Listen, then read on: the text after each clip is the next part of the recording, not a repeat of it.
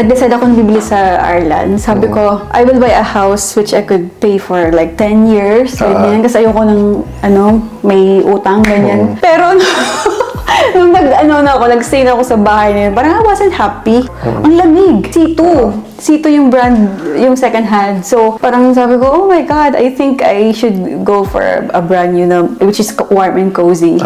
Tsaka bago talaga. It's not for me, but for the kids. Paglaki nila, bago pa din yung house. That's it. Yeah. We're gonna go to, saan mo kami ititake? Sa kitchen. Okay. Welcome to Model's Kitchen. Miss Model. This is not my dream kitchen. It's my husband's dream kitchen. Kasi siya yung chef sa bahay. Okay. Ano pa ba? So we Ang paid... ganda, para siyang magazine. Oo, para siyang magazine. So we paid total 10,000 to the developer. So included na yun yung itong kitchen island, yung high ceiling, at saka 4 built-in wardrobes. We learned a lot from our old experience.